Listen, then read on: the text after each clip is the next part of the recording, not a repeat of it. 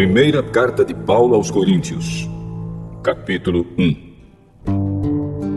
Eu, Paulo, que fui chamado pela vontade de Deus para ser apóstolo de Cristo Jesus, escrevo, junto com o irmão Sóstenes, esta carta à Igreja de Deus que está na cidade de Corinto.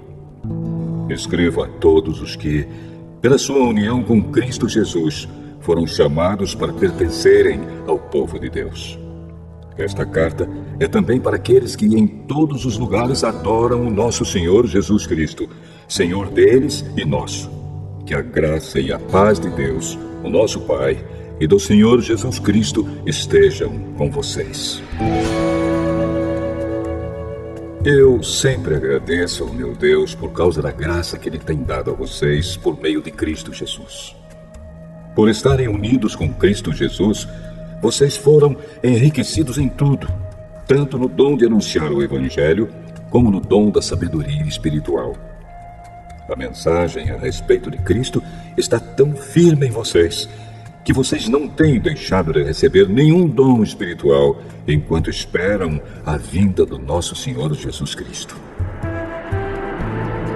Cristo vai conservá-los firmes até o fim, para que no dia da volta do nosso Senhor Jesus Cristo, vocês não tenham culpa de nada.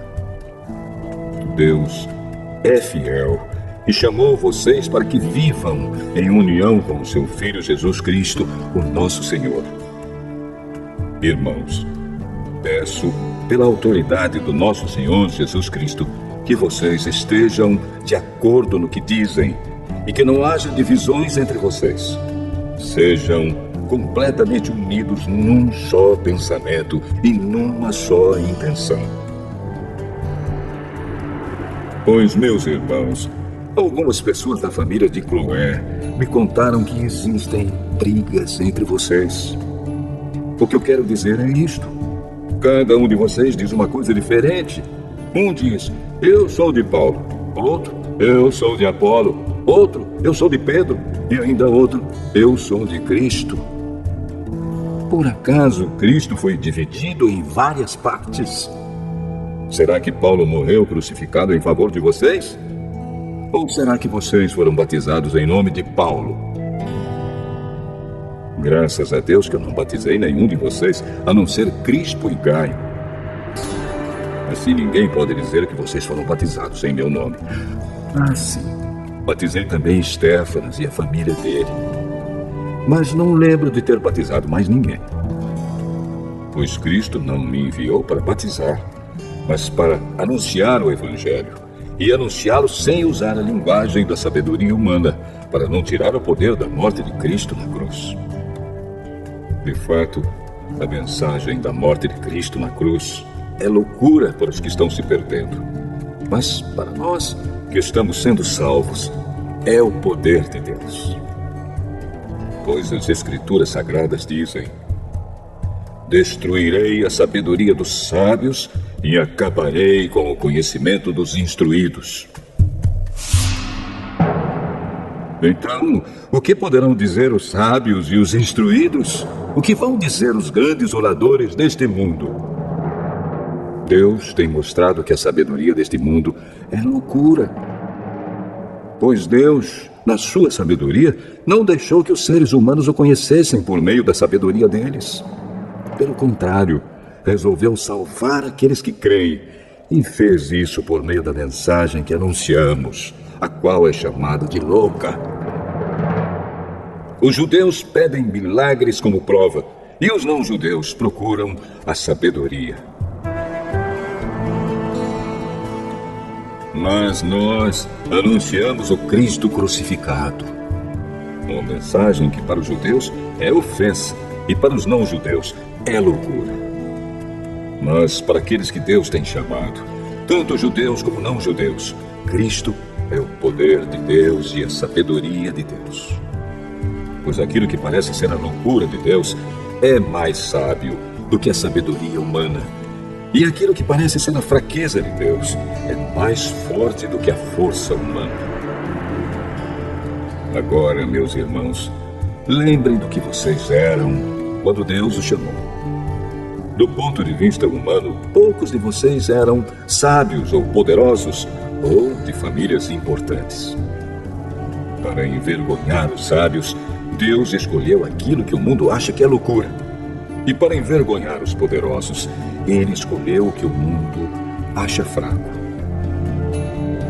Para destruir o que o mundo pensa que é importante, Deus escolheu aquilo que o mundo despreza, acha humilde e diz que não tem valor. Isso quer dizer que ninguém pode ficar orgulhoso, pois sabe que está sendo visto por Deus. Porém, Deus uniu vocês com Cristo Jesus e fez com que Cristo seja a nossa sabedoria. E é por meio de Cristo que somos aceitos por Deus, nos tornamos o povo de Deus e somos salvos. Portanto, como as Escrituras Sagradas dizem, quem quiser se orgulhar, que se orgulhe daquilo que o Senhor faz.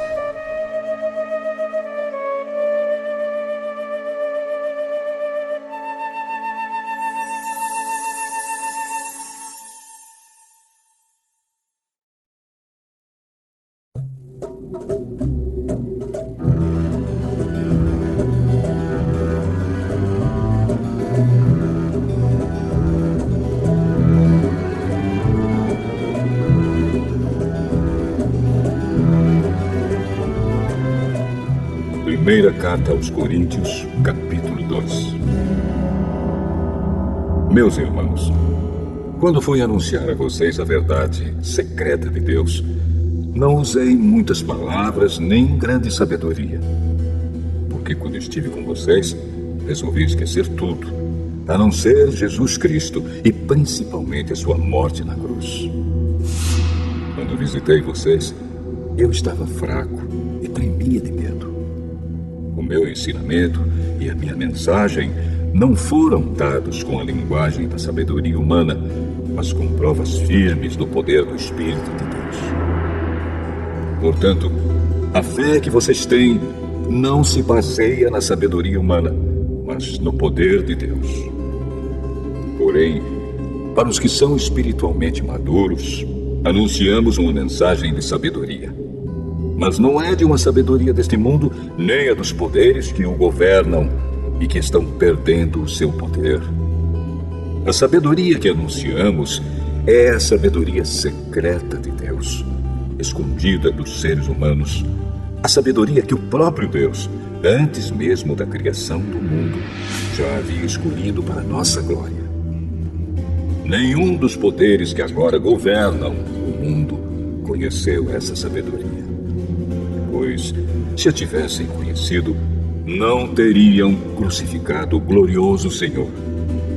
Porém, como dizem as Escrituras Sagradas, o que ninguém nunca viu nem ouviu, e o que jamais alguém pensou que podia acontecer, foi isso que Deus preparou para aqueles que o amam.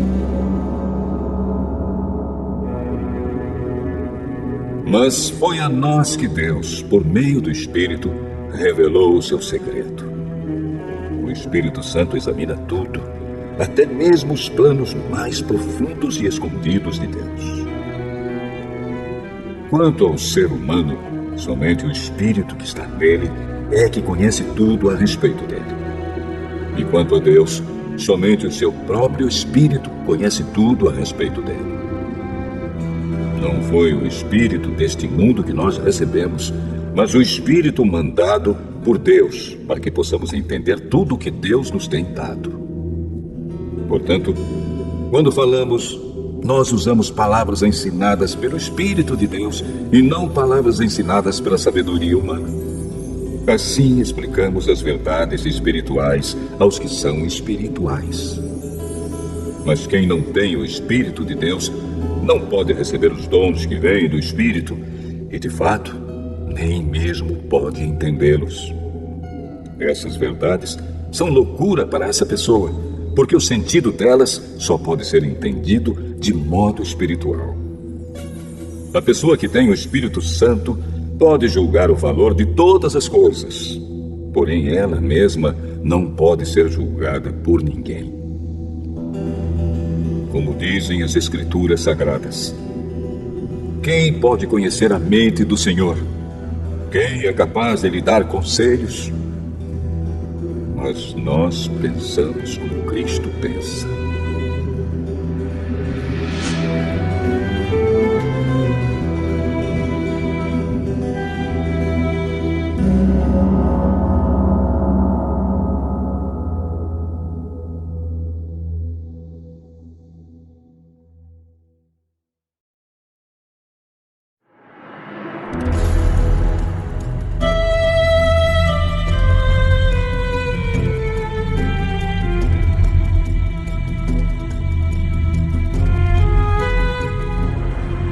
Primeira carta aos Coríntios, capítulo 3.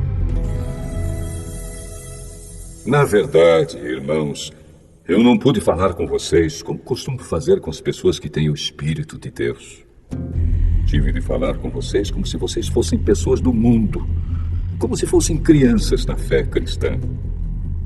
Tive de alimentá-los com leite e não com comida forte, pois vocês não estavam prontos para isso. E ainda não estão prontos, porque vivem como se fossem pessoas deste mundo.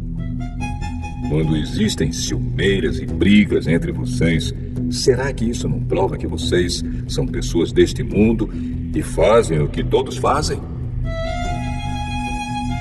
Quando alguém diz, eu sou de Paulo, e outro, eu sou de Apolo, será que assim não estão agindo como pessoas deste mundo?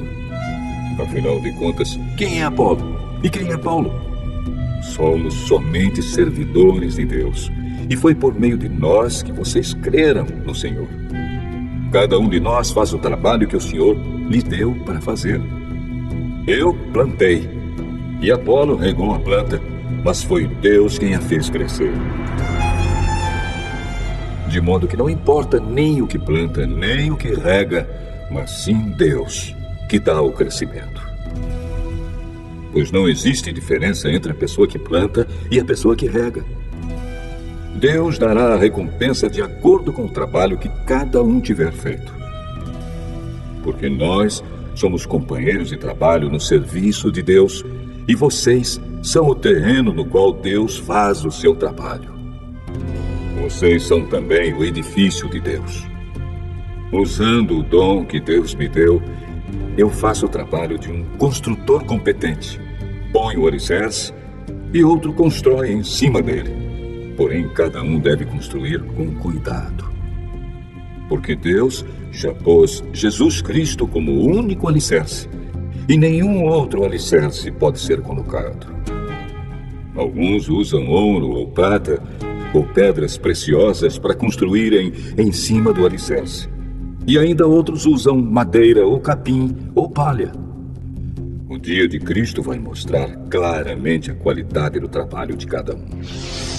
Pois o fogo daquele dia mostrará o trabalho de cada pessoa. O fogo vai mostrar e provar a verdadeira qualidade do trabalho. Se aquilo que alguém construir em cima do alicerce resistir ao fogo, então o construtor receberá a recompensa. Mas se o trabalho de alguém for destruído pelo fogo, então esse construtor perderá a recompensa.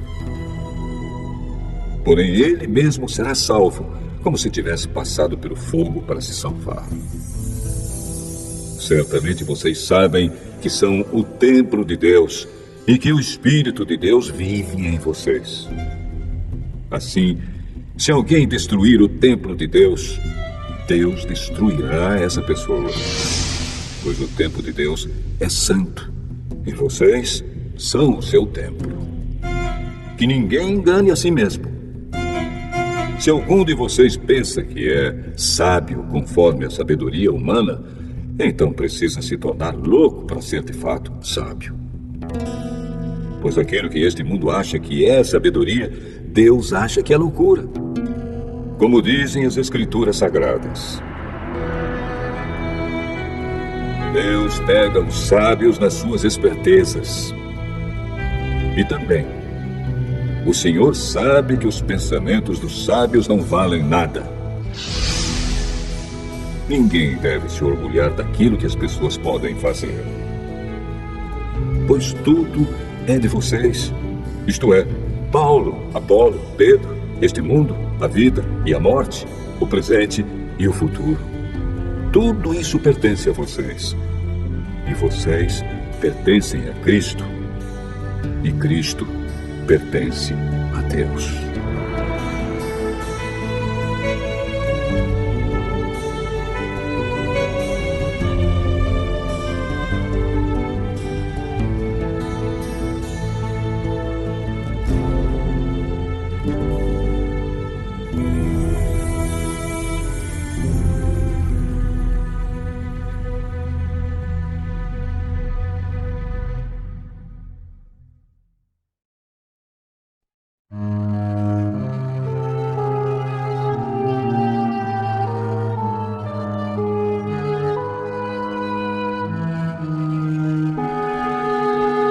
Primeira carta aos Coríntios, capítulo 4.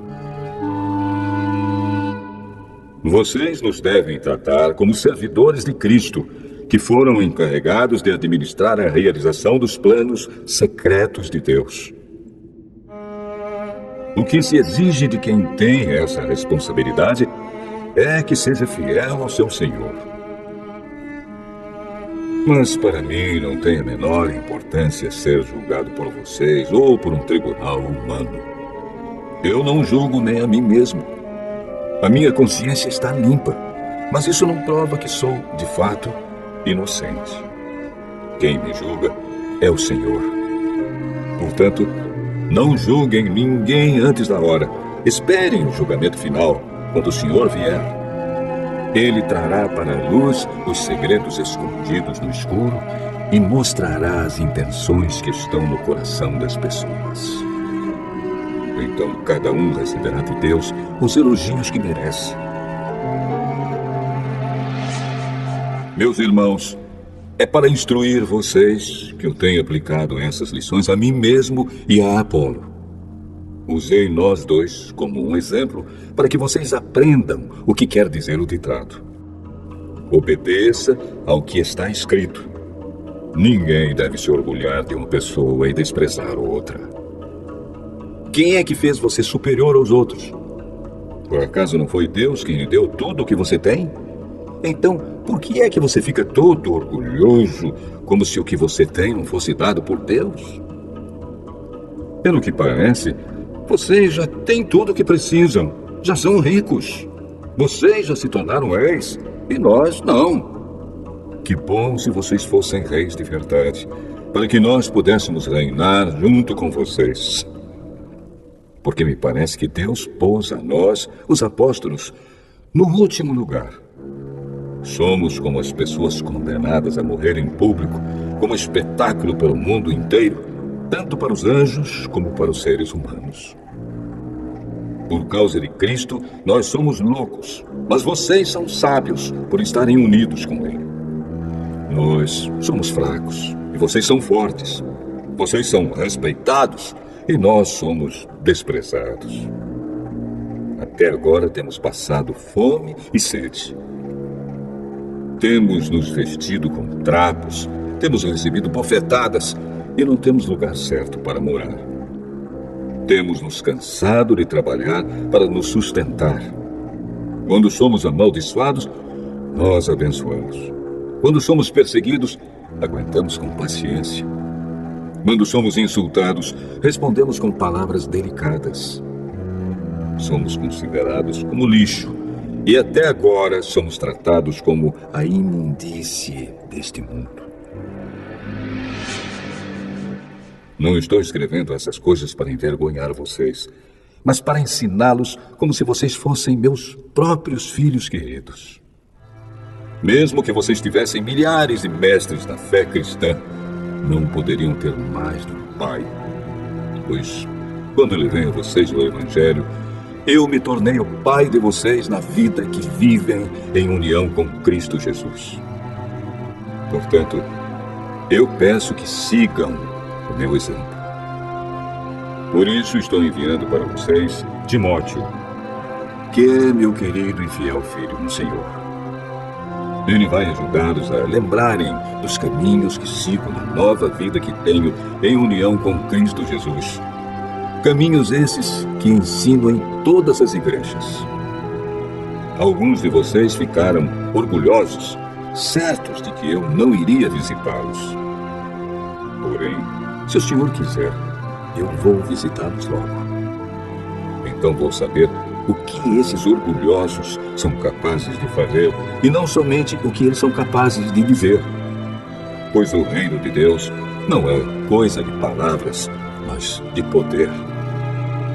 O que é que vocês preferem?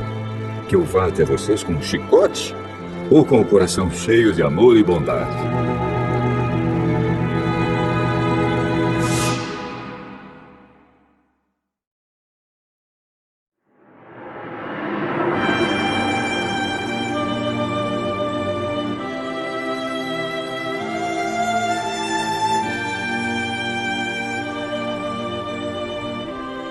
Primeira carta aos Coríntios, capítulo 5. Agora estão dizendo que há entre vocês uma imoralidade sexual tão grande que nem mesmo os pagãos seriam capazes de praticar. Fiquei sabendo que certo homem está tendo relações com a própria madrasta. Como é que vocês podem estar tão orgulhosos?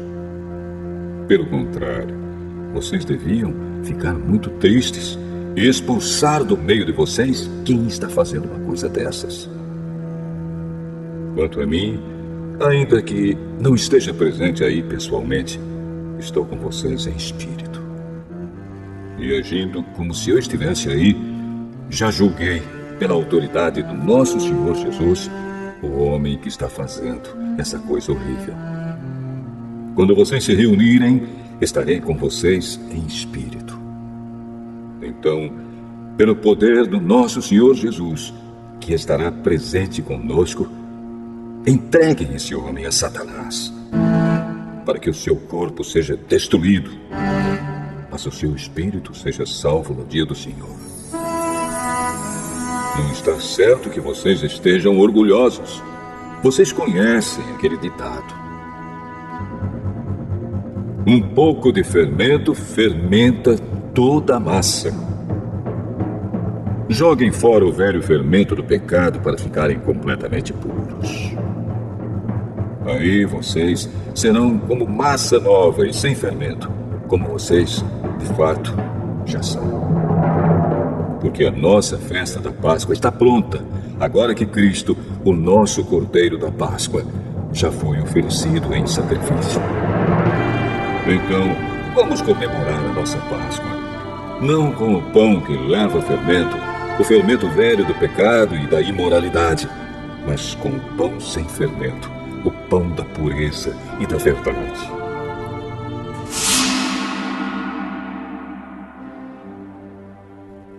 Na outra carta que escrevi a vocês, eu recomendei que vocês não tivessem nada a ver com gente imoral. Eu não quis dizer que neste mundo vocês devem ficar separados dos pagãos que são imorais, avarentos, ladrões ou que adoram ídolos. Pois, para evitar essas pessoas, vocês teriam de sair deste mundo. O que eu digo é que vocês não devem ter nada a ver com ninguém que se diz irmão na fé, mas é imoral, ou avarento, ou adora ídolos, ou é bêbado, ou difamador, ou ladrão. Com gente assim, vocês não devem nem comer uma refeição. Afinal de contas, eu não tenho direito de julgar os que não são cristãos. Deus os julgará. Mas será que vocês não devem julgar os seus irmãos na fé? Como dizem as Escrituras Sagradas, expulsem do meio de vocês esse homem imoral.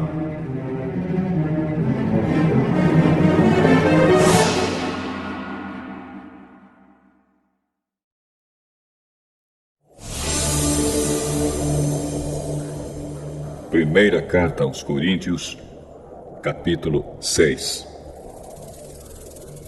Quando algum de vocês tem uma queixa contra um irmão na fé, como se atreve a pedir justiça a juízes pagãos, em vez de pedir ao povo de Deus que resolva o caso?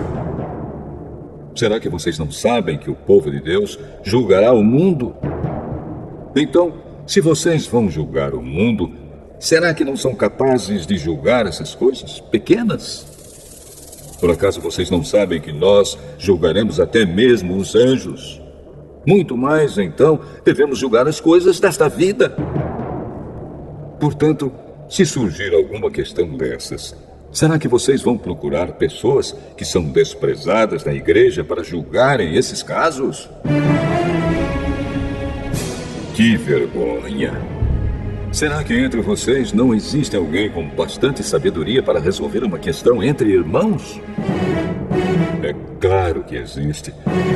Mas o que acontece é que um irmão em Cristo leva ao tribunal a sua queixa contra outro irmão e deixa que juízes pagãos julguem o caso. Só o fato de existirem questões entre vocês já mostra que vocês estão falhando completamente. Não seria melhor aguentar a injustiça? Não seria melhor ficar com o prejuízo? Pelo contrário, vocês cometem injustiça e roubam e fazem isso tudo contra os seus próprios irmãos. Vocês sabem que os maus não terão parte no reino de Deus. Não se enganem, pois os imorais, os que adoram ídolos, os adúlteros, os homossexuais, os ladrões, os avarentos, os bêbados, os caluniadores e os assaltantes não terão parte no reino de Deus. Alguns de vocês eram assim, mas foram lavados do pecado, separados para pertencer a Deus e aceitos por Ele, por meio do Senhor Jesus Cristo e pelo Espírito do nosso Deus. Alguém vai dizer, eu posso fazer tudo o que quero. Pode sim, mas nem tudo é bom para você. Eu poderia dizer, posso fazer qualquer coisa, mas não vou deixar que nada me escravize. Outro vai dizer, o alimento existe para o estômago e o estômago existe para o alimento. Sim, mas Deus acabará com os dois. O nosso corpo não existe para praticar a imoralidade, mas para servir o Senhor. E o Senhor cuida do nosso corpo. Pelo seu poder, Deus ressuscitou o Senhor e também nos ressuscitará. Será que vocês não sabem que o corpo de vocês faz parte do corpo de Cristo? Será que eu vou pegar uma parte do corpo de Cristo e fazer com que ela seja parte do corpo de uma prostituta? É claro que não. Ou será que vocês não sabem que o homem que se une com uma prostituta se torna uma só pessoa com ela? As Escrituras Sagradas afirmam: os dois se tornam uma só pessoa. Porém, quem se une com o Senhor se torna espiritualmente uma só pessoa com Ele. Fujam da imoralidade sexual. Qualquer outro pecado que alguém comete não afeta o corpo, mas a pessoa que comete imoralidade sexual peca contra o seu próprio corpo. Será que vocês não sabem que o corpo de vocês é o templo do Espírito Santo que vive em vocês e lhes foi dado por Deus? Vocês não pertencem a vocês mesmos, mas a Deus, pois Ele os comprou e pagou o preço. Portanto, usem o seu corpo para a glória dele.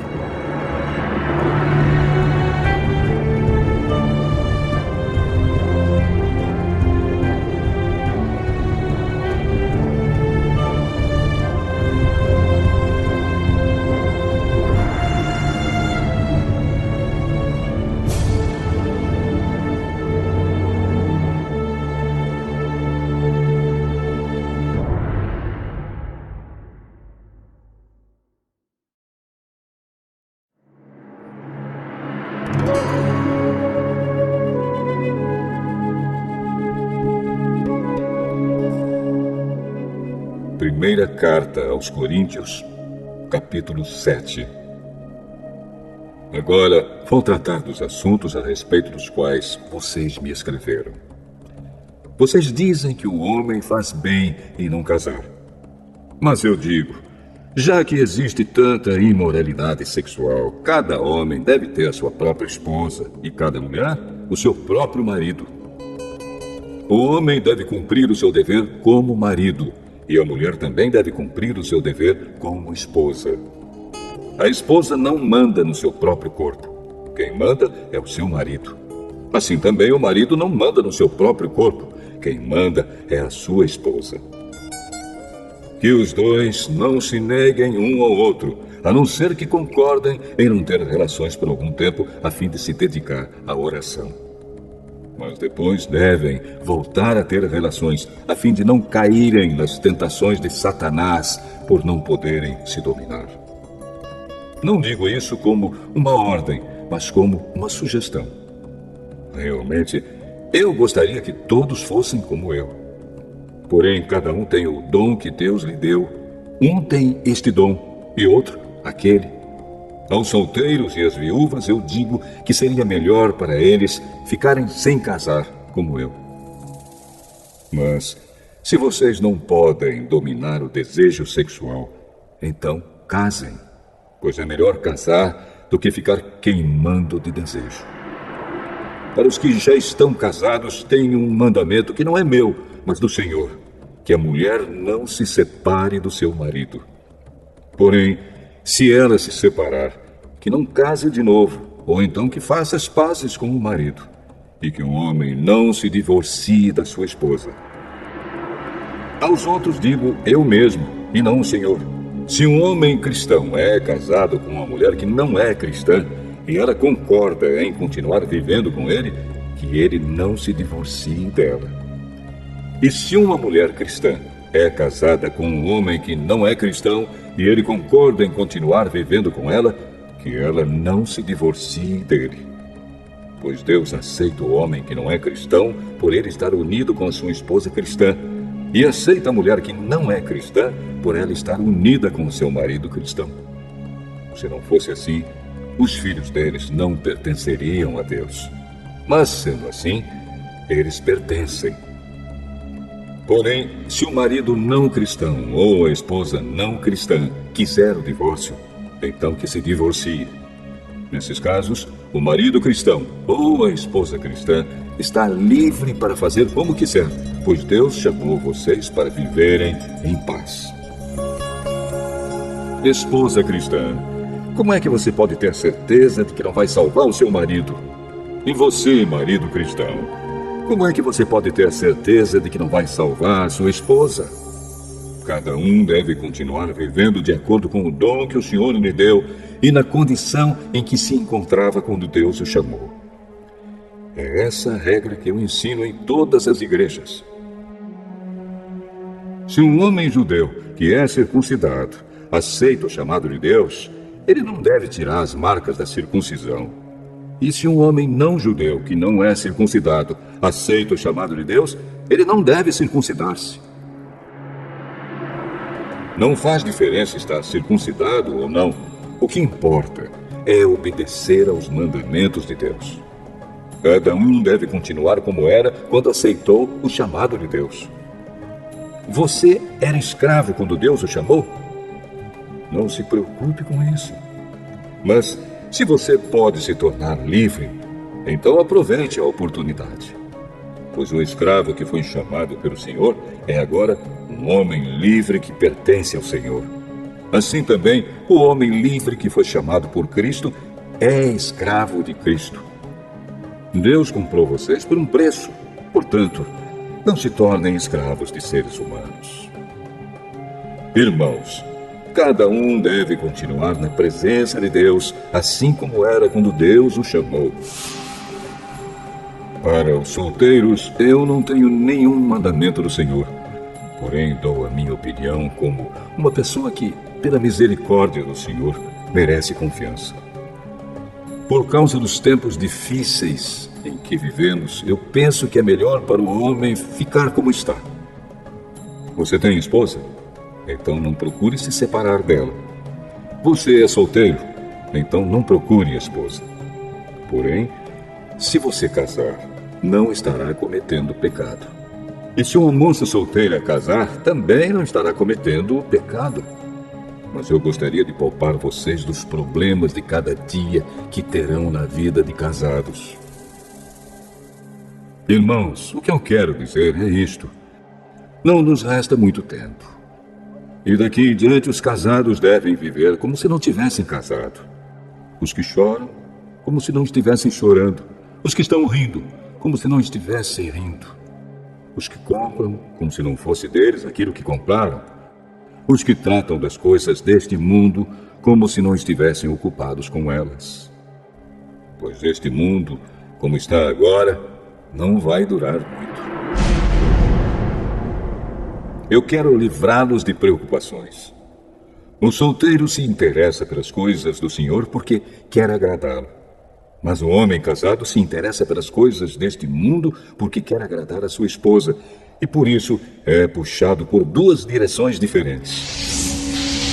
Quanto às mulheres, tanto as viúvas quanto as solteiras, elas estão interessadas nas coisas do Senhor porque querem se dedicar de corpo e alma a Ele. Mas a mulher casada se interessa pelas coisas deste mundo porque quer agradar o marido. Eu estou dizendo isso porque quero ajudá-los. Não estou querendo obrigar ninguém a nada. Pelo contrário, quero que façam o que é direito e certo e que se entreguem ao serviço do Senhor com toda a dedicação. Aos que ficaram noivos, mas resolveram não casar mais, eu digo o seguinte: se o rapaz sente que assim não está agindo certo com a sua noiva e acha que a sua paixão por ela ainda é muito forte e que devem casar, então que casem. Não existe pecado nisso. Mas se, pelo contrário, o rapaz não se sente na obrigação de casar, se está mesmo resolvido a ficar solteiro e se é capaz de dominar a sua vontade e já resolveu o que deve fazer, então faz bem em não casar com a moça. Assim, quem casa faz bem, mas quem não casa faz melhor ainda. A mulher não está livre enquanto seu marido estiver vivo. Caso o marido morra, ela fica livre para casar com quem quiser, contanto que case com um cristão. Porém, ela será mais feliz se ficar como está. Essa é a minha opinião. E eu acho que também tenho o Espírito de Deus.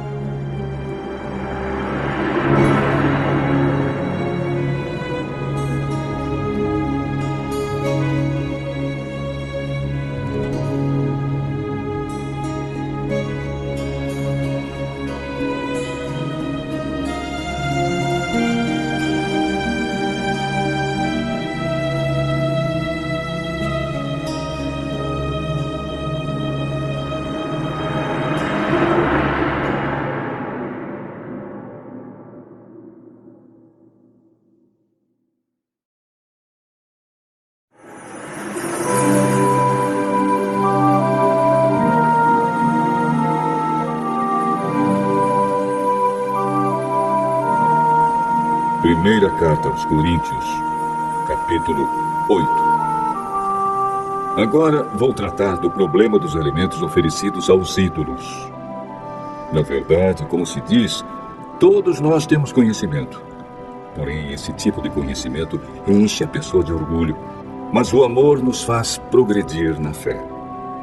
A pessoa que pensa que sabe alguma coisa ainda não tem a sabedoria que precisa. Mas quem ama a Deus é conhecido por Ele.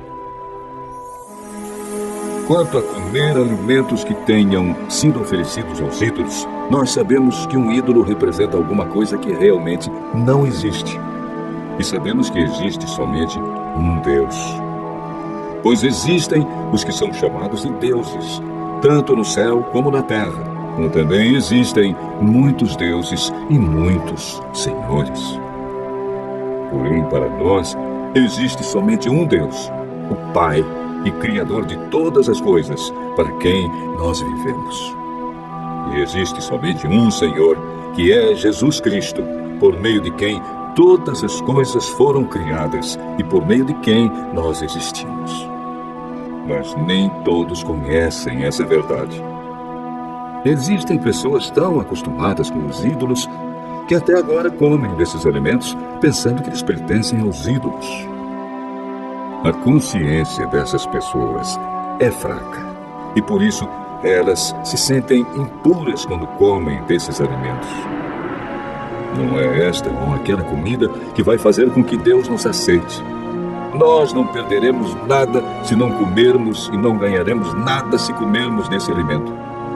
Mas tenham cuidado para que essa liberdade de vocês não faça com que os fracos da fé caiam em pecado. Porque se uma pessoa que tenha consciência fraca neste assunto vir você, que tem conhecimento, comendo alimentos do templo de um ídolo, será que essa pessoa não vai querer também comer alimentos oferecidos aos ídolos? Assim, este cristão fraco, este seu irmão por quem Cristo morreu, vai se perder por causa do conhecimento que você tem.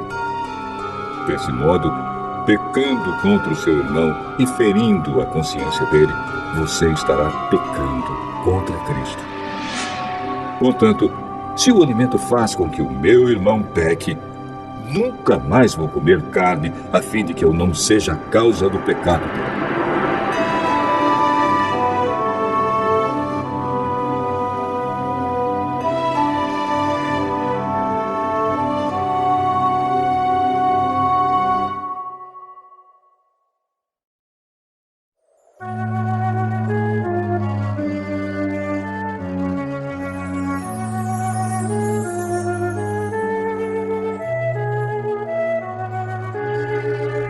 Primeira carta aos Coríntios, capítulo 9.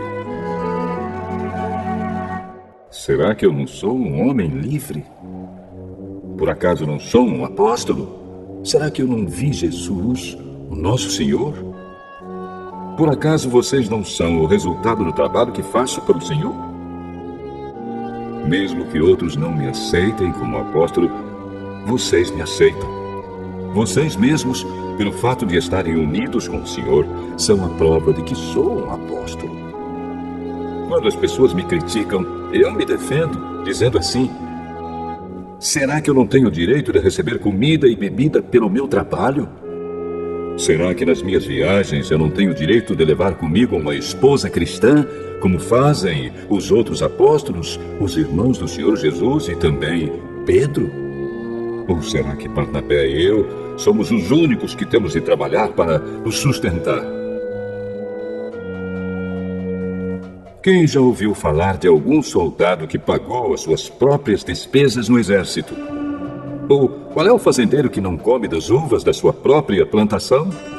Ou qual é o pastor que não toma do leite do seu gado? Não pensem que eu me apoio somente nesses exemplos da vida diária, pois a lei diz a mesma coisa. Na lei de Moisés está escrito assim: não amarre a boca do boi quando ele estiver pisando o trigo. Por acaso Deus está interessado nos bois? Ou foi a nosso respeito que lhe disse isso? É claro que isso está escrito em nosso favor. Tanto a pessoa que planta como a que colhe fazem o seu trabalho na esperança de receber a sua parte da colheita. Se temos semeado entre vocês a semente espiritual, será demais se recebermos de vocês alguma recompensa material? Se outros têm o direito de esperar isso de vocês, será que nós não temos muito mais direito do que eles? No entanto, nós não temos usado esse direito. Pelo contrário, temos aguentado tudo para não atrapalhar o Evangelho de Cristo. Certamente vocês sabem que os que trabalham no templo, é do templo que recebem os seus alimentos. E sabem também que os que oferecem sacrifícios no altar recebem uma parte da carne dos animais que são sacrificados ali. Assim o Senhor mandou também que aqueles que anunciam o Evangelho vivam do trabalho de anunciar o Evangelho. Mas eu não tenho usado nenhum desses direitos. Nem estou escrevendo isso agora para exigir esses direitos para mim mesmo. Eu preferiria morrer a fazer isso. E ninguém vai me tirar o orgulho que eu tenho de agir assim. Eu não tenho direito de ficar orgulhoso por anunciar o Evangelho. Afinal de contas, fazer isso é minha obrigação. Ai de mim se não anunciar o Evangelho. Por isso, se eu faço o meu trabalho por minha própria vontade, então posso esperar algum pagamento. Porém, se faço como um dever, é porque é um trabalho que Deus me deu para fazer. Nesse caso, Qual é o pagamento que recebo? É a satisfação de anunciar o Evangelho sem cobrar nada e sem exigir os direitos que tenho como pregador do Evangelho. Sou um homem livre. Não sou escravo de ninguém. Mas eu me fiz escravo de todos a fim de ganhar para Cristo o maior número possível de pessoas. Quando trabalho entre os judeus, vivo como judeu a fim de ganhá-los para Cristo. Não estou debaixo da lei de Moisés, mas quando trabalho entre os judeus, vivo como se estivesse debaixo dessa lei para ganhar os judeus para Cristo. Assim também, quando estou entre os não-judeus, vivo fora da lei de Moisés a fim de ganhar os não-judeus para Cristo. Isso não quer dizer que eu não obedeço à lei de Deus, pois estou, de fato, debaixo da lei de Cristo. Quando estou entre os fracos na fé, eu me torno fraco também, a fim de ganhá-los para Cristo. Assim, eu me torno tudo para todos, a fim de poder, de qualquer maneira possível, salvar alguns. Faço tudo isso por causa do Evangelho, a fim de tomar parte nas suas bênçãos. Vocês sabem que numa corrida, embora todos os corredores tomem parte, somente um ganha o prêmio. Portanto, corram de tal maneira que ganhem o prêmio. Todo atleta que está treinando aguenta exercícios duros porque quer receber uma coroa de folhas de louro, uma coroa que, aliás, não dura muito. Mas nós queremos receber uma coroa que dura para sempre. Por isso, corro direto para a linha final. Também sou como um lutador de boxe, que não perde nenhum golpe. Eu trato o meu corpo duramente e o obrigo a ser completamente controlado, para que, depois de ter chamado outros para entrarem na luta, eu mesmo não venha a ser eliminado dela.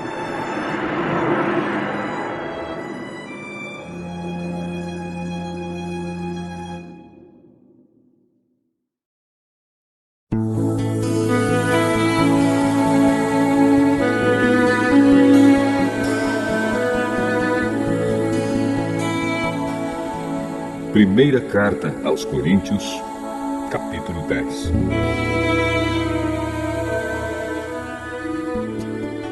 Irmãos, eu quero que vocês lembrem do que aconteceu com os nossos antepassados que seguiram Moisés.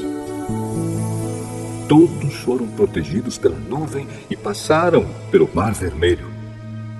Como seguidores de Moisés, eles foram batizados na nuvem e no mar.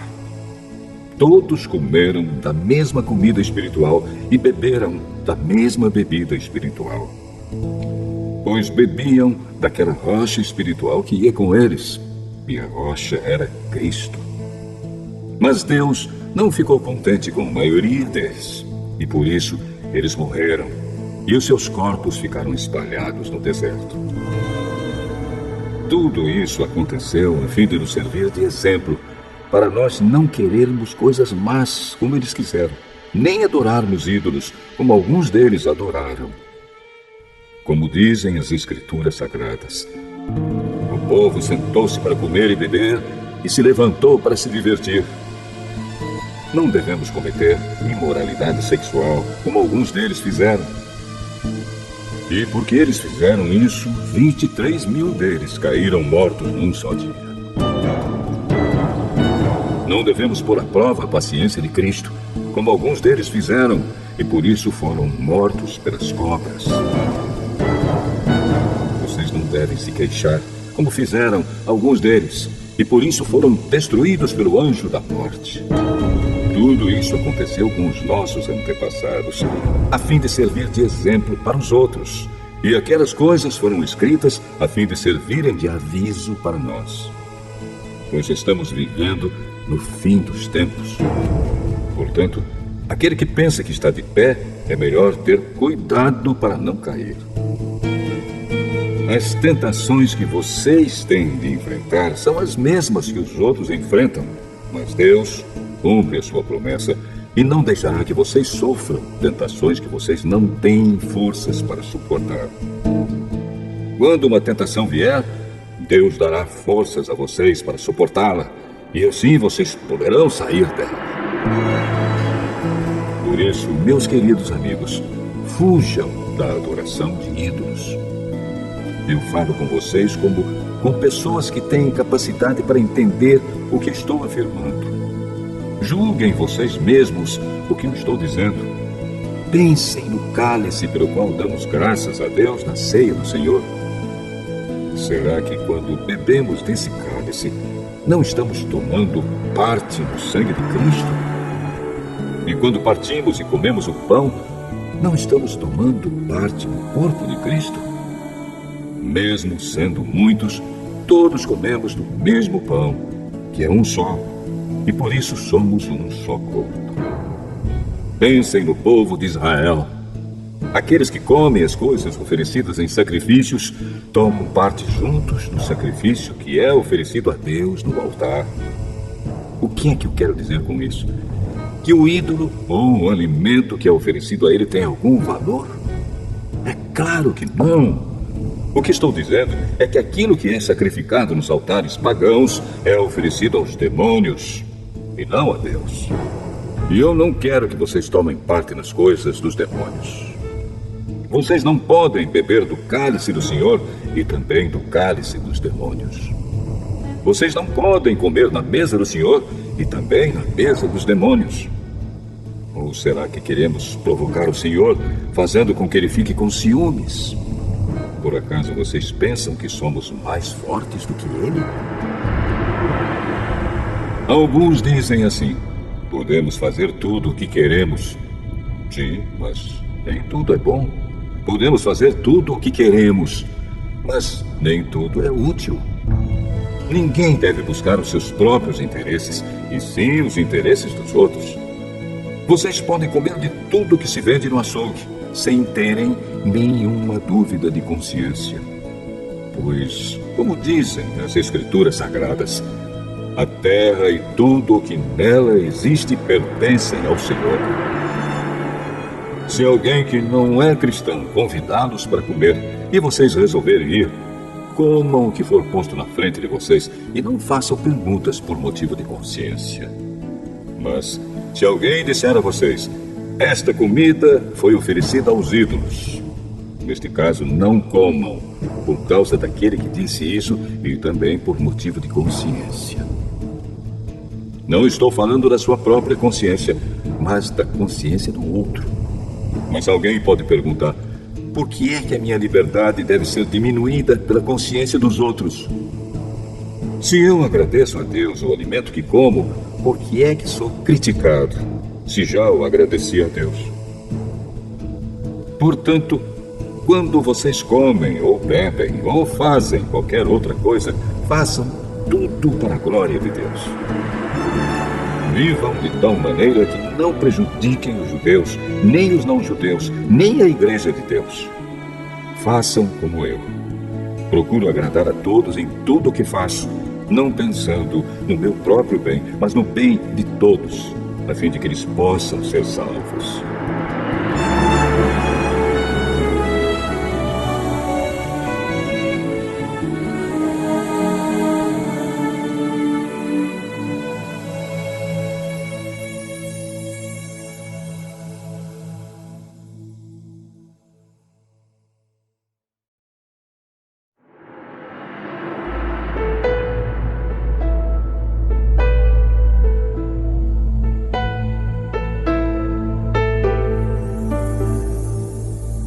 Primeira carta de Paulo aos Coríntios, capítulo 11.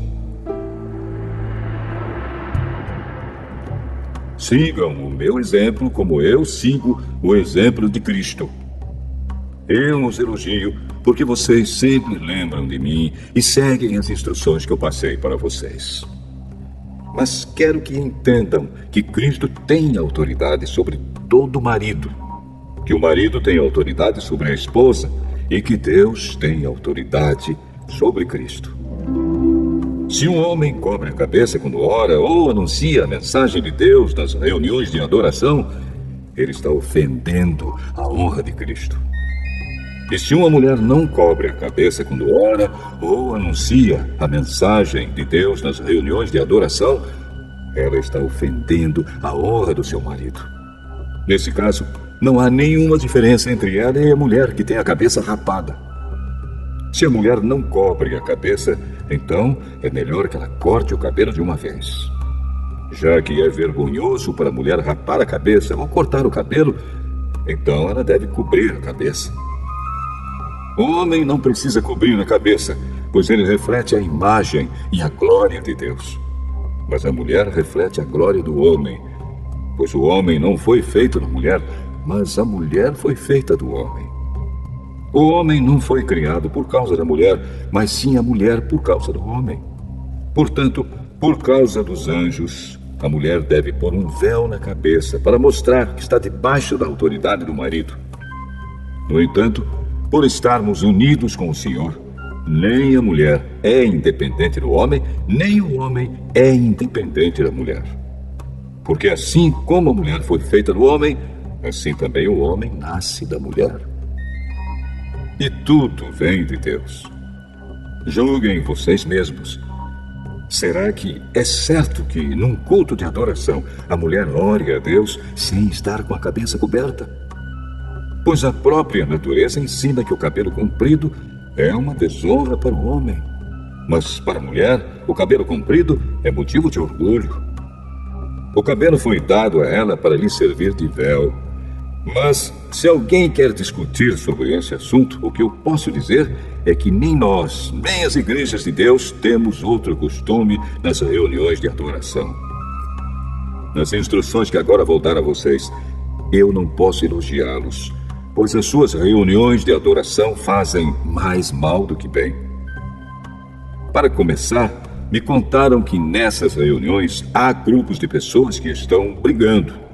E eu creio que, em parte, isso é verdade. Não há dúvida de que é preciso haver divisões entre vocês para que fique claro quem são os que estão certos. Quando vocês se reúnem, não é a ceia do Senhor que vocês comem, pois na hora de comer, cada um trata de tomar a sua própria refeição.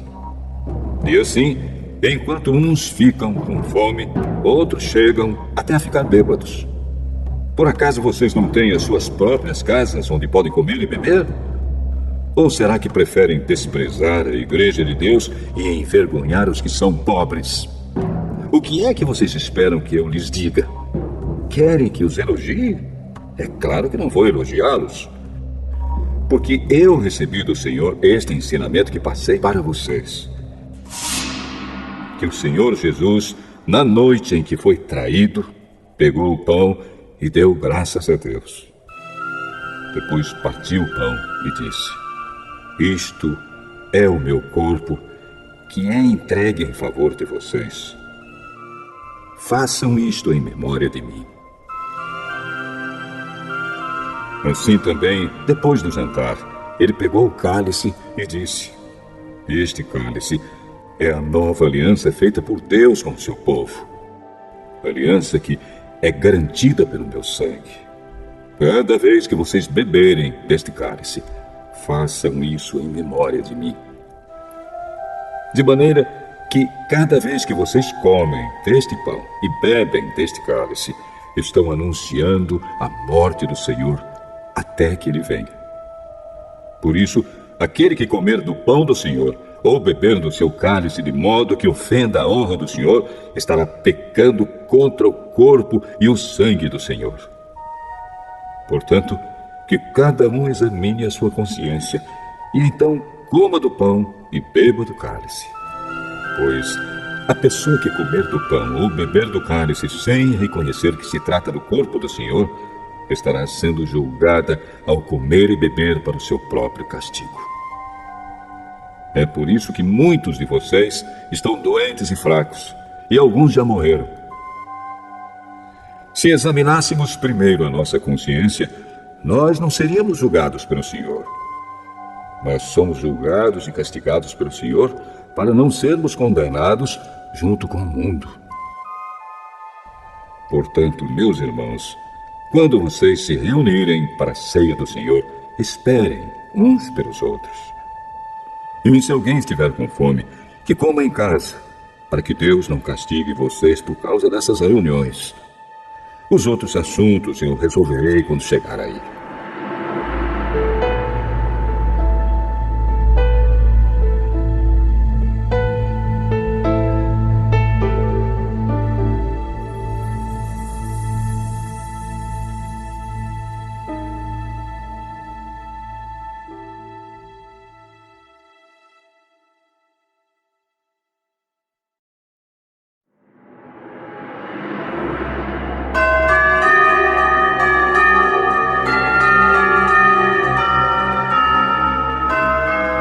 Primeira carta de Paulo aos Coríntios, capítulo 12.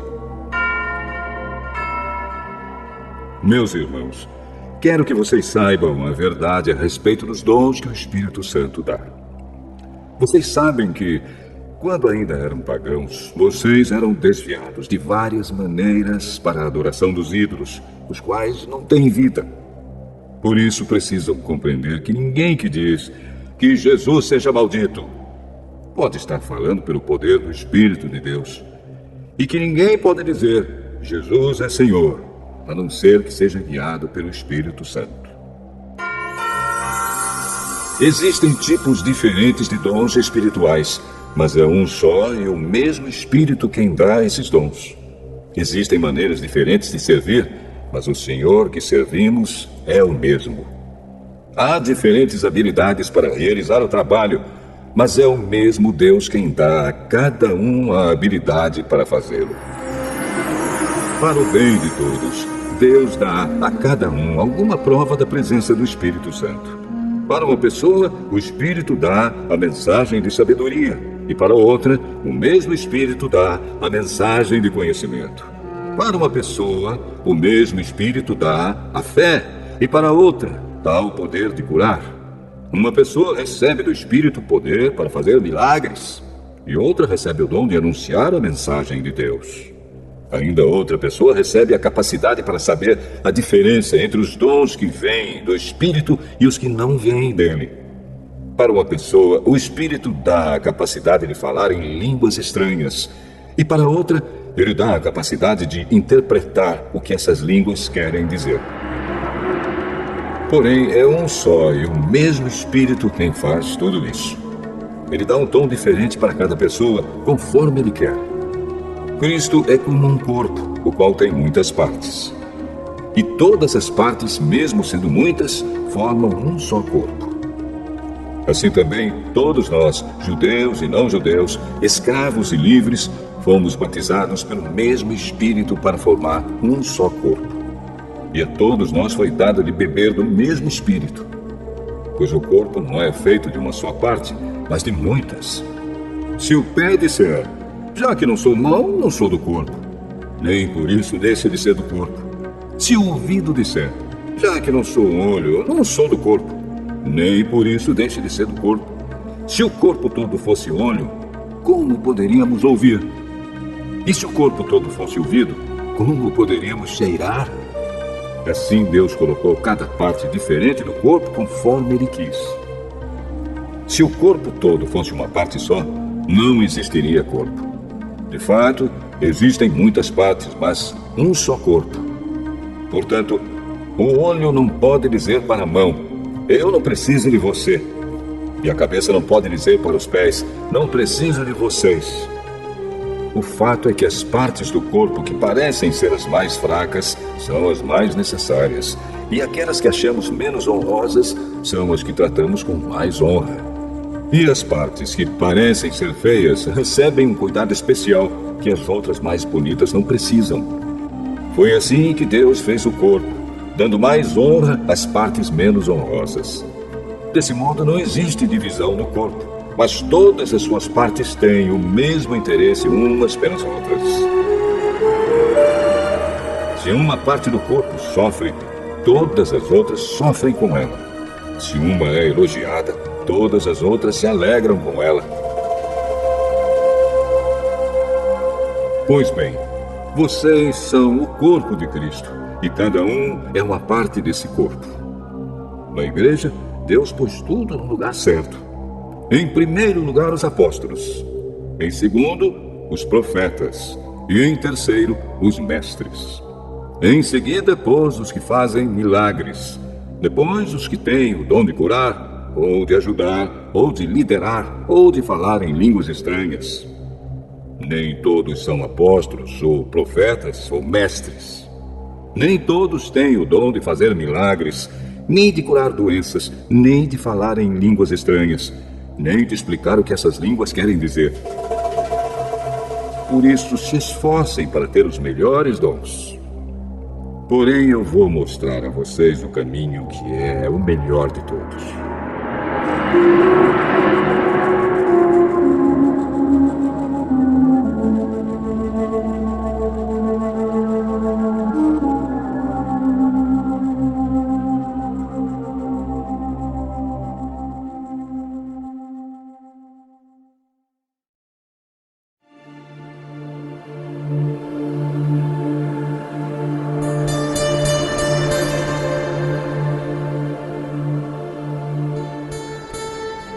Primeira carta de Paulo aos Coríntios, capítulo 13.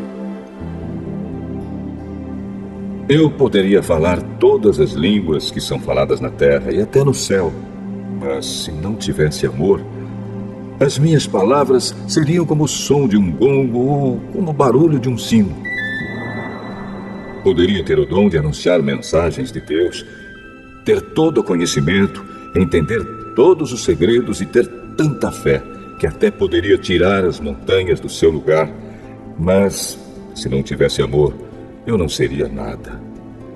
Poderia dar tudo o que tenho e até mesmo entregar o meu corpo para ser queimado, mas se eu não tivesse amor, isso não me adiantaria nada. Quem ama é paciente e bondoso. Quem ama não é ciumento, nem orgulhoso, nem vaidoso. Quem ama não é grosseiro, nem egoísta, não fica irritado, nem guarda mágoas. Quem ama não fica alegre quando alguém faz uma coisa errada, mas se alegra quando alguém faz o que é certo. Quem ama nunca desiste, porém suporta tudo com fé, esperança e paciência. O amor é eterno. Existem mensagens espirituais, porém elas durarão pouco. Existe o dom de falar em línguas estranhas, mas acabará logo. Existe o conhecimento, mas também terminará. Pois os nossos dons de conhecimento e as nossas mensagens espirituais são imperfeitos. Mas, quando vier o que é perfeito, então o que é imperfeito desaparecerá. Quando eu era criança, falava como criança, sentia como criança e pensava como criança. Agora que sou adulto, parei de agir como criança.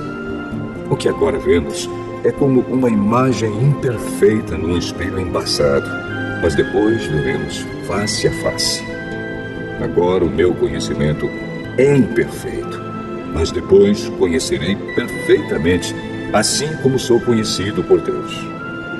Portanto, agora existem estas três coisas: a fé, a esperança e o amor. Porém, a maior delas é o amor.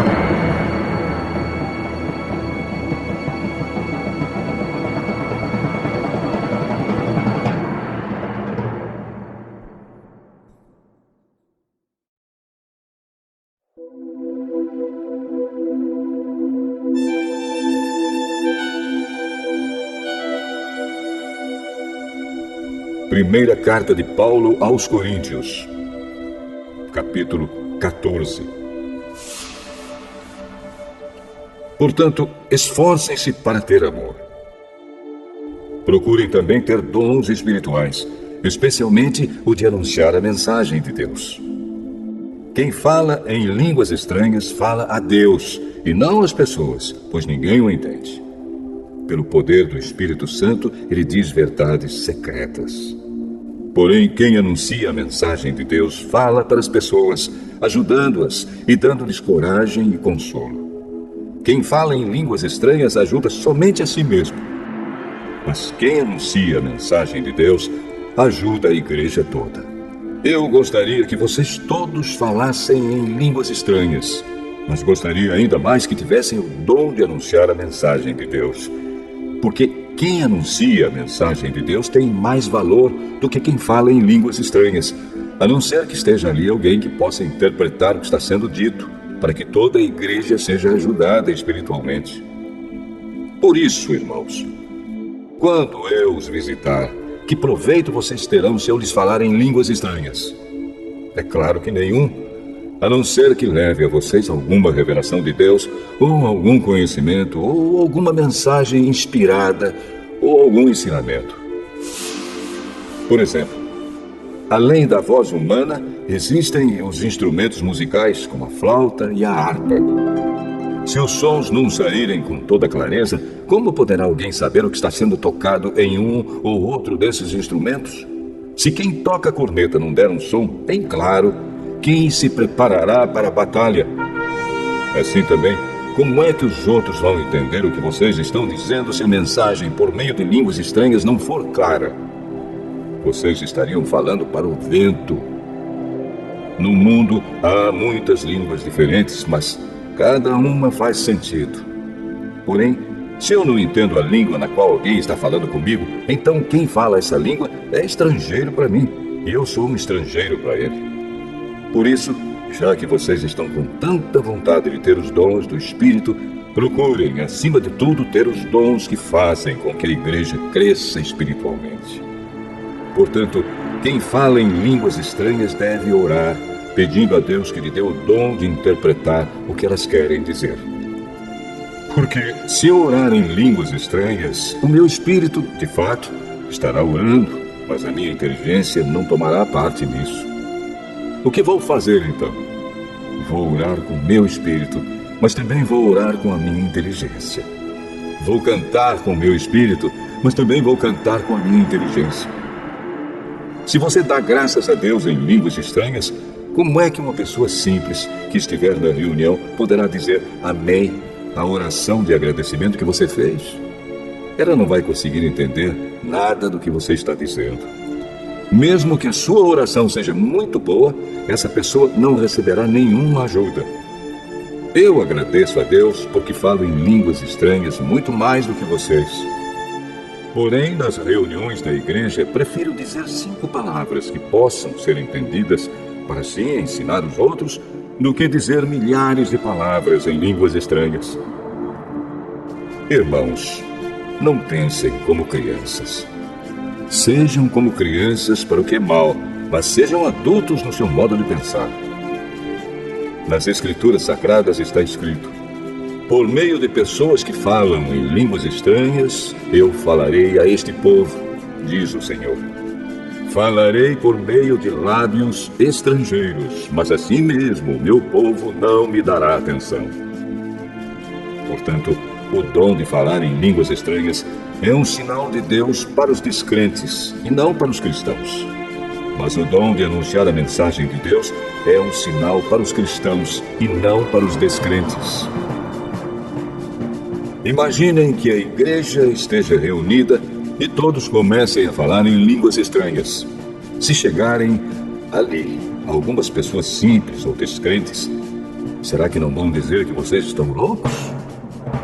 Mas se todos estiverem anunciando mensagens de Deus e entrar ali um descrente ou alguém que seja simples, ele vai ouvir o que vocês estão dizendo e se convencer do seu pecado. E ele será julgado pelo que ouvir. Os seus pensamentos secretos serão revelados.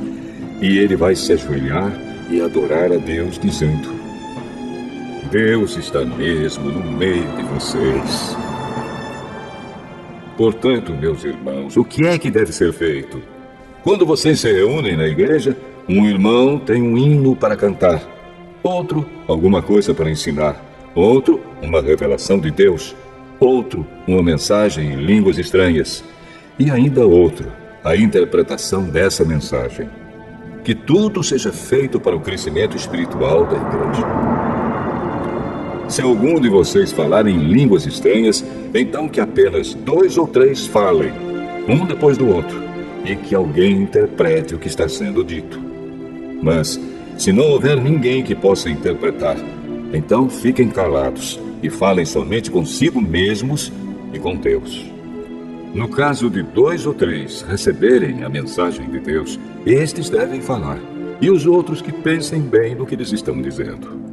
Se uma outra pessoa que estiver ali sentada receber a mensagem de Deus, quem estiver falando deve se calar.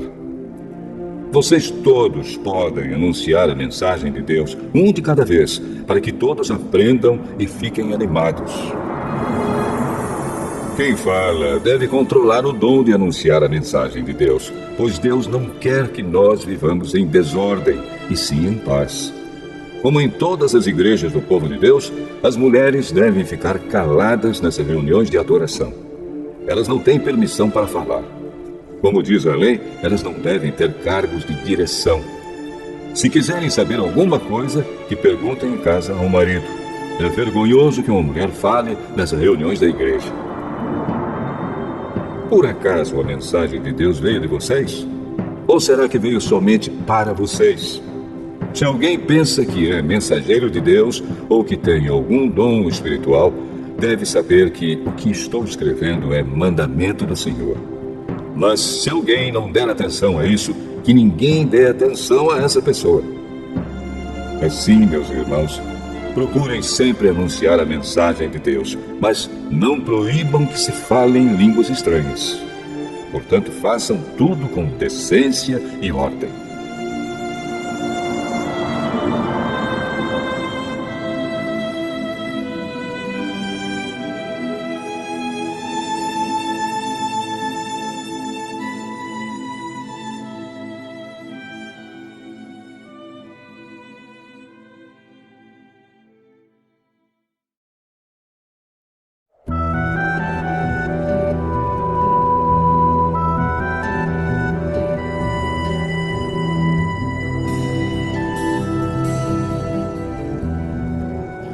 Primeira carta de Paulo aos Coríntios, capítulo 15.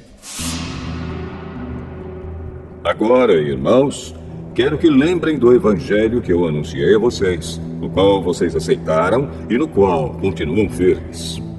A mensagem que anunciei a vocês é o evangelho, por meio do qual vocês são salvos se continuarem firmes nele. A não ser que não tenha adiantado nada vocês crerem nele. Eu passei para vocês o ensinamento que recebi e que é da mais alta importância. Cristo morreu pelos nossos pecados, como está escrito nas Escrituras Sagradas. Ele foi sepultado e no terceiro dia foi ressuscitado, como está escrito nas Escrituras. E apareceu a Pedro e depois aos 12 apóstolos. Depois apareceu de uma só vez a mais de 500 seguidores, dos quais a maior parte ainda vive, mas alguns já morreram. Em seguida apareceu a Tiago, e mais tarde a todos os apóstolos. Por último, depois de todos, ele apareceu também a mim, como para alguém nascido fora de tempo. De fato, eu sou o menos importante dos apóstolos e até nem mereço ser chamado de apóstolo, pois persegui a igreja de Deus. Mas, pela graça de Deus, sou o que sou. E a graça que Ele me deu não ficou sem resultados. Pelo contrário, eu tenho trabalhado muito mais do que todos os outros apóstolos. No entanto, não sou eu quem tem feito isso, e sim a graça de Deus que está comigo. Assim, não importa se a mensagem foi entregue por mim ou se foi entregue por eles. O importante é que foi isso que todos nós anunciamos, e foi nisso que vocês creram. Se a nossa mensagem é que Cristo foi ressuscitado, como é que alguns de vocês dizem que os mortos não vão ressuscitar? Se não existe a ressurreição de mortos, então quer dizer que Cristo não foi ressuscitado. E se Cristo não foi ressuscitado, nós não temos nada para anunciar, e vocês não têm nada para crer. E mais ainda, nesse caso estaríamos mentindo contra Deus, porque afirmamos que Ele ressuscitou Cristo. Mas, se é verdade que os mortos não são ressuscitados, então Deus não ressuscitou Cristo. Porque, se os mortos não são ressuscitados, Cristo também não foi ressuscitado. E se Cristo não foi ressuscitado, a fé que vocês têm é uma ilusão e vocês continuam perdidos nos seus pecados. Se Cristo não ressuscitou, os que morreram crendo nele estão perdidos. Se a nossa esperança em Cristo só vale para esta vida, nós somos as pessoas mais infelizes deste mundo. Mas a verdade é que Cristo foi ressuscitado. E isso é a garantia de que os que estão mortos também serão ressuscitados. Porque assim como por meio de um homem veio a morte, assim também por meio de um homem veio a ressurreição. Assim como, por estarem unidos com Adão, todos morrem, Assim também, por estarem unidos com Cristo, todos ressuscitarão. Porém, cada um será ressuscitado na sua vez. Cristo, o primeiro de todos. Depois, os que são de Cristo, quando ele vier. E então virá o fim. Cristo destruirá todos os governos espirituais, todas as autoridades e poderes, e entregará o reino a Deus, o Pai. Pois Cristo tem de reinar até que Deus faça com que ele domine todos os inimigos. O último inimigo que será destruído é a morte. As Escrituras Sagradas dizem: Deus pôs todas as coisas debaixo do domínio dele. É claro que dentro das palavras, todas as coisas, não está o próprio Deus, que põe tudo debaixo do domínio de Cristo.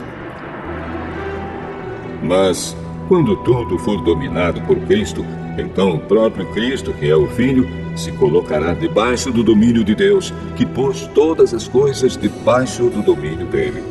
Então Deus reinará completamente sobre tudo. Pensem agora nas pessoas que são batizadas em favor dos mortos. O que é que elas esperam conseguir? Se os mortos não são ressuscitados, por que é que essas pessoas se batizam em favor deles? E quanto a nós, por que é que nos colocamos em perigo a toda hora? Irmãos, eu enfrento a morte todos os dias. Se afirmo isso, é pelo orgulho que tenho de vocês, pois estamos todos unidos com Cristo Jesus, o nosso Senhor. Aqui em Éfeso, eu lutei contra inimigos como se lutasse contra animais selvagens. E se fiz isso somente por interesses humanos, o que foi que eu consegui com isso?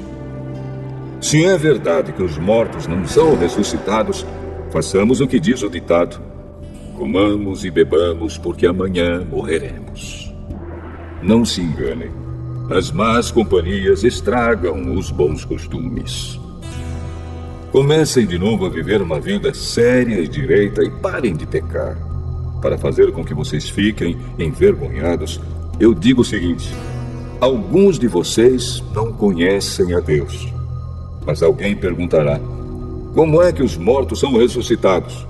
Que tipo de corpo eles vão ter? Seu tolo!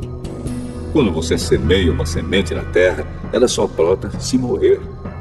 E o que foi semeado é apenas uma semente, talvez um grão de trigo ou outra semente qualquer, e não o corpo já formado da planta que vai crescer. Deus dá a essa semente o corpo que ele quer, e dá a cada semente um corpo próprio. E a carne dos seres vivos não é toda do mesmo tipo. Os seres humanos têm um tipo de carne, os animais outro, os pássaros outro, e os peixes ainda outro. Há também corpos do céu e corpos da terra. Existe um tipo de beleza que pertence aos corpos celestes, e há outro que pertence aos corpos terrestres. O sol tem o seu próprio brilho, a lua outro brilho, e as estrelas têm um brilho diferente. E mesmo as estrelas têm diferentes tipos de brilho. Pois será assim quando os mortos ressuscitarem. Quando o corpo é sepultado, é um corpo mortal. Mas quando for ressuscitado, será imortal. Quando ele é sepultado, é feio e fraco. Mas quando for ressuscitado, será bonito e forte. Quando é sepultado, é um corpo material. Mas quando for ressuscitado, será um corpo espiritual. É claro que, se existe um corpo material, então tem de haver também um corpo espiritual. Porque as Escrituras Sagradas dizem: Adão, o primeiro homem, foi criado como ser vivo. Mas o último Adão, Jesus Cristo, é o Espírito que dá a vida. Não é o espiritual que vem primeiro, mas sim o material. Depois é que vem o espiritual. O primeiro homem foi feito do pó da terra. O segundo veio do céu. Os que pertencem à terra são como aquele que foi feito do pó da terra. Os que pertencem ao céu são como aquele que veio do céu. Assim como somos parecidos com o homem feito do pó da terra, assim também seremos parecidos com o homem do céu. Meus irmãos, O que eu quero dizer é isto. O que é feito de carne e de sangue não pode ter parte no reino de Deus. E o que é mortal não pode ter a imortalidade. Escutem bem este segredo. Nem todos vamos morrer, mas todos nós vamos ser transformados num instante, num abrir e fechar de olhos, quando tocar a última trombeta. Ela tocará. Os mortos serão ressuscitados como seres imortais, e todos nós seremos transformados. Pois este corpo mortal precisa se vestir com o que é imortal. Este corpo que vai morrer precisa se vestir com o que não pode morrer. Assim, quando este corpo mortal se vestir com o que é imortal, quando este corpo que morre se vestir com o que não pode morrer, então acontecerá o que as Escrituras Sagradas dizem. A morte está destruída. A vitória é completa. Onde está, ó morte, a sua vitória? Onde está, ó morte, o seu poder de ferir? O que dá à morte o poder de ferir é o pecado. E o que dá ao pecado o poder de ferir é a lei. Mas agradeçamos a Deus que nos dá a vitória por meio do nosso Senhor Jesus Cristo. Portanto, queridos irmãos, continuem fortes e firmes. Continuem ocupados no trabalho do Senhor, pois vocês sabem que todo o seu esforço nesse trabalho sempre traz proveito.